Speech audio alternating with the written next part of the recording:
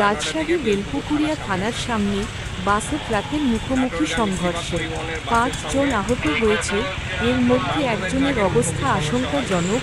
এ দুর্ঘটনায় দীর্ঘ যানজটের সৃষ্টি হয়। দুর্ঘটনার খবর পেয়ে বেলপুকুরিয়া থানার পুলিশ দ্রুত ঘটনাস্থলে যাওয়ার পর যানবাহন চলাচল স্বাভাবিক হয়। আরএমপি পুলিশের পক্ষ থেকে রেখার আসছে, রেখারের মাধ্যমে রাস্তা ক্লিয়ার করার চেষ্টা করছি। আপাতত যান চলাচল স্বাভাবিক আছে। ধন্যবাদ।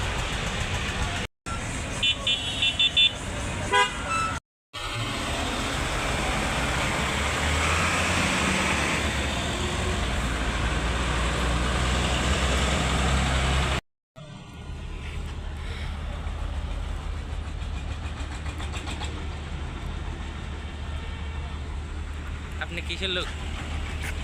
সাংবাদিক?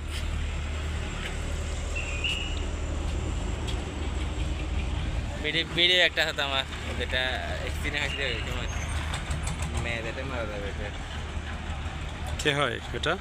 জানি না তো।